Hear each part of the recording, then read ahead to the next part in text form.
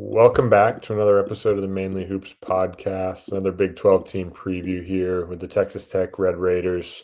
Before we dive in, if you have been liking our content, please go ahead and like and subscribe. We do appreciate all your support. But now diving in to the Texas Tech Red Raiders, obviously, we're second, or, they were right there for a chance to go to the Final Four last year, made it to the Elite Eight, and now, they gave that game away, of course, against Florida, and now coming back with JT Toppin back, a little bit different looking elsewhere with the exit of Darian Williams, and losing guards like Elijah Hawkins, Chance McMillan, Kerwin Walton's gone now, so a little bit different looking team, but they still have Big 12 Player of the Year in JT Toppin back. But in terms of their offensive strengths, Cody, we'll start there. What do you think?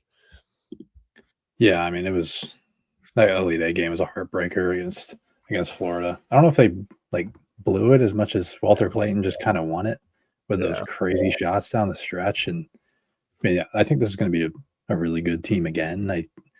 As much as they lost, I think their roster looks fairly similar. I just think Grant McCasland knows how to build a roster. Like, he knows how to, he has accumulated the star power and JT Toppin and that guys like Christian Anderson, and I think Lawan Watts is going to be really good. But he's also kind of stacked these catch and shoot players and great movement shooters and in Tyree Bryant and Donovan Atwell, and obviously Christian Anderson can shoot it off the catch and on the move as well.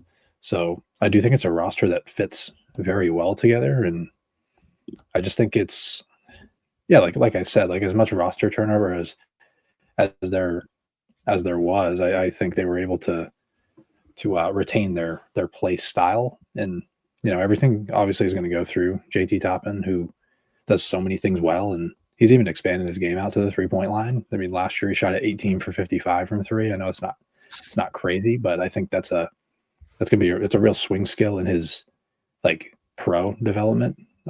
Obviously I don't think Texas Tech fans are going to care about his development as much as actual production, but he brings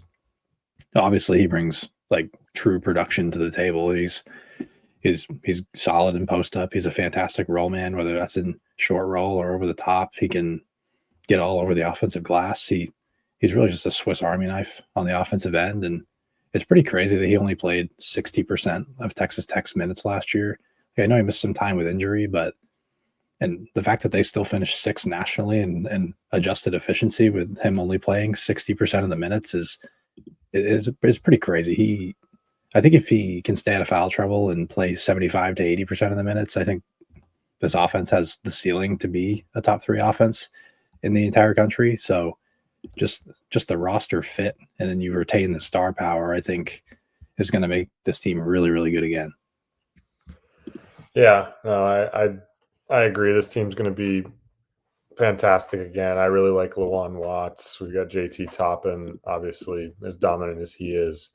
But, I think a real, I guess, weakness for me is more of a concern, right? We've got Christian Anderson now, who is going to be responsible for a lot more.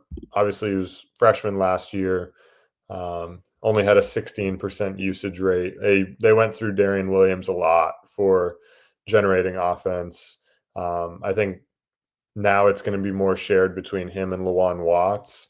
But I do have a concern, I guess, in their primary guard creation. Right.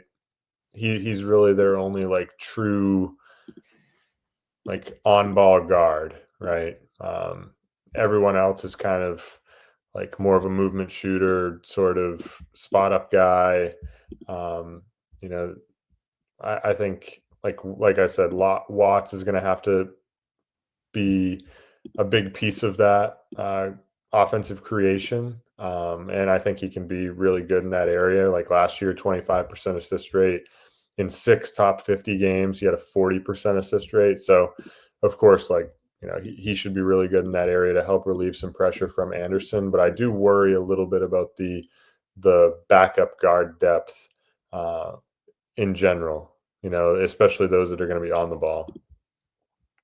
Yeah, I think that's fair. I think depth across the board is kind of a concern. I mean, outside of, I think they only have 7 guys that have played like college minutes. I mean, we have a guy at the very end of the bench that played a couple minutes a game last year, but there's a lot of freshmen on this roster, and not really sure if they can crack the rotation just because there's so many good players at the top. But yeah, that was kind of my same concern was Lawan Watts and Anderson, I think, have their concerns as primary creators. Like Watts is a very talented passer, and I think we're going to see him do a lot of similar things as Darian Williams. I think we're going to see him operate as a guy, backing down a smaller opponent from the wing all the way down to the low block, and then he can make a play out of that if a team sends help, or he can score because he's a solid post-up scorer for his 6'6" frame. He's not like a fantastic perimeter scorer. I think Williams is a better shooter, but I do think Watts and Williams have very similar skill sets. Watts has a little bit more burst, a little bit more of an ability to score at the cup and create an actual advantage. So I do think he can ease the loss of Darian Williams, at least on the offensive end. But yeah, I do think he's a little bit erratic as a passer, 25% turnover rate last season. And then for Christian Anderson, I really like him as a secondary creator. As a primary creator, I think he does some good things. I think he's a much better passer than his 12% assist rate kind of entails. He really showed flashes at the FIBA U19 for Germany. He just made some super high level passes as the primary ball handler and creator for that offense. But I do think he has a super slight frame and a real like lack of athleticism and burst to really beat his man off the bounce and get into the paint or to the rim. So I do think he's a pretty limited scorer. Like he's very limited to scoring on the perimeter, either as a movement shooter or creating his own shot a little bit off the bounce. So I do think there's some limited upside for this roster from a primary creation standpoint. Yeah, I definitely think that's true. They do have some shooting though that can hopefully relieve some pressure there, that they can just quickly spray the ball to for catch and shoot threes, or play through Toppin more. We'll see. But in terms of the defensive side of the ball, I think, of course, you've got Toppin back, career 7% block rate.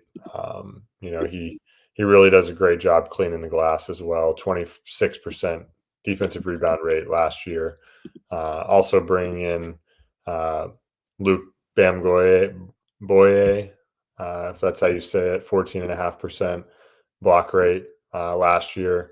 I think to kind of go with Toppin, as like we talked about, depth isn't great, but it does appear as though they do have a second, rim protector there to go along with Toppin. They saw Federico leave in the portal, so now adding a second guy here in the front court to help relieve some pressure from JT Toppin is definitely a real strength. I think the rim protection should be really rock solid again for this team. Yeah, I mean, Luke Bamgoy is a ridiculous rim protector. Like you mentioned, 14.5% block rate. He can come out of nowhere and block anybody's shot. He kind of struggles as a primary defender, like guarding in the post, I think is a deficiency for him. He's a super thin frame guy, but his wingspan and his athleticism are gonna win out for him long term as a recovery defender, particularly, and Toppin by his side. I think he's more of the physical presence that can handle guarding like post up oriented 5 men. So ultimately, I think it's going to work out. There's real positional size across the board, particularly across the starting lineup. They start like in their projected starting lineup, they go 6'2", 6'5", 6'6", 6'9", and 6'10. And their main bench options are 6'5" and 6'8. So I think they're a versatile group that can, pretty much everyone can guard multiple positions. And I think they have the size to be able to disrupt some teams in a half court setting. So yeah, I don't think they're going to be like a top 10 defense by any means, but I mean, Grant McCaslin is like typically solid on this side of the ball, like particularly in his days at North Texas. His teams were pretty ridiculous. He had 2 top 25 defenses playing in Conference USA. So this guy can coach defense for sure. He values transition defense, and he values like accumulating true two-way players and guys that can guard their yards. So I think this is a team that has really good two-way upside, and I do think this defense is probably a bit better than people think. Yeah. Now on the weaknesses side, I think, at least for me, similarly to the offensive side, that while there is some like wing strength there, I do worry again about like the primary ball handler defenders. In particular, like they have Christian Anderson, who's like, he's okay, right? 2.3% steal rate last year. I think he's fine, but again, there's solid wing defenders. I don't know really how dominant they're going to be in on the ball, against elite level point guards, primary creators. I think that's a bit of a concern for me.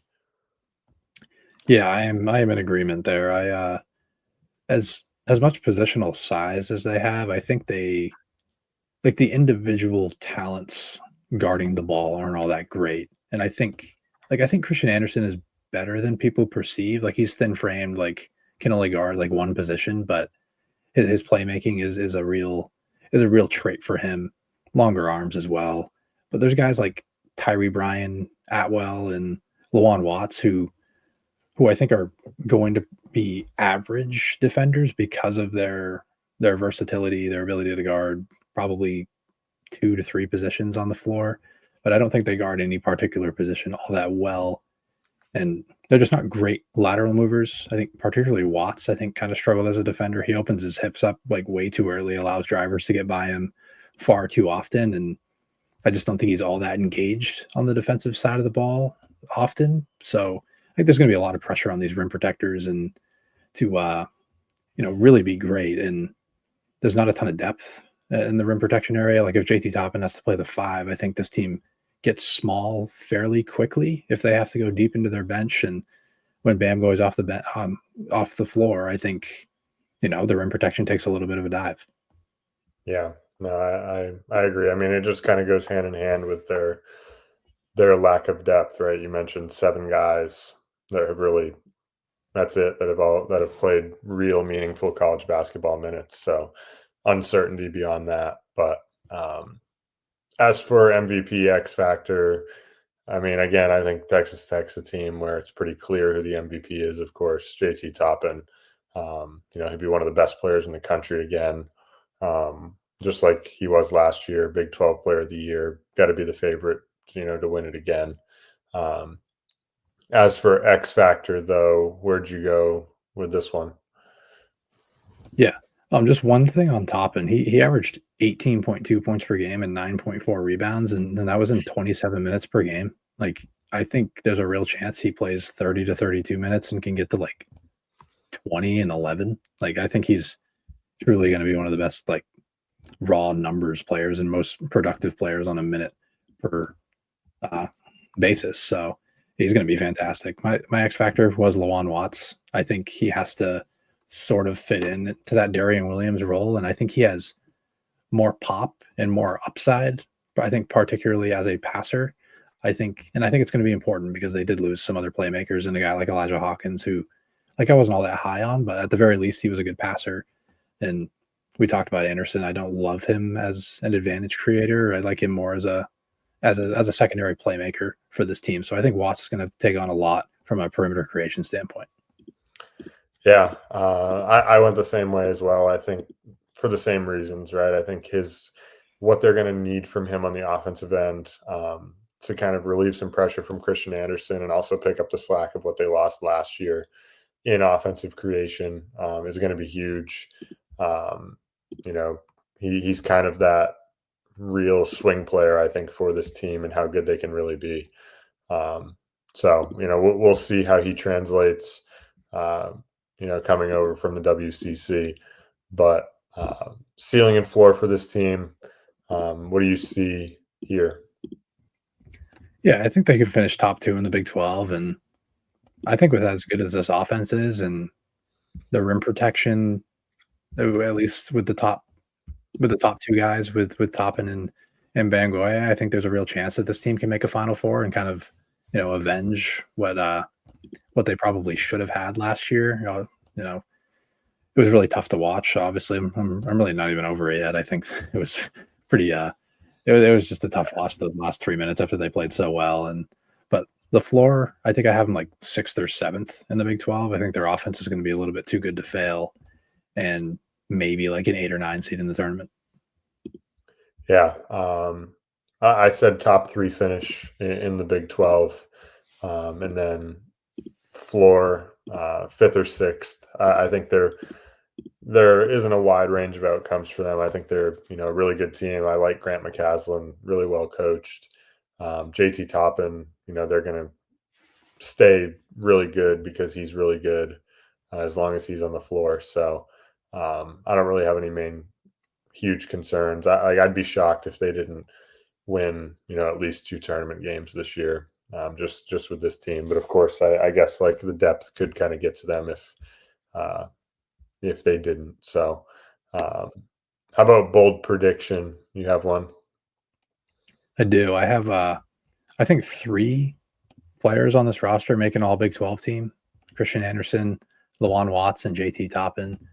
And then I think they all get drafted as well. I think 2 of them have a real chance to go in the first round, and I think Lawan Watts, like passing upside and his unique skill set, I think is going to intrigue some NBA teams, and they potentially someone takes a flyer on him in the second round. So I mean that's sort of a formula to go deep into a tournament and win a national championship, is having like really really good players that are very talented and can get drafted early by an NBA team. Yeah, no, I think so for sure. For me, I went with a Lawan Watts stat. I said he was going to average 5+ assists. Averaged 4.3, 4.4 last year. The number it slips my mind, but um, I think he can get to 5+ this year. Yeah, tougher. I mean, tougher to do obviously in the Big 12. It doesn't seem like a big jump from 4.4, but Yeah, doing it at a different level with maybe a little bit less usage is, yeah, it'll be tough to do, but his passing ability can absolutely get there, and he's a willing passer to throw into tight windows. So I think there's a chance. yeah, for sure. So, all right, that wraps things up for the Texas Tech Red Raiders. Thank you for listening, and we'll see you next time on the Mainly Hoops podcast.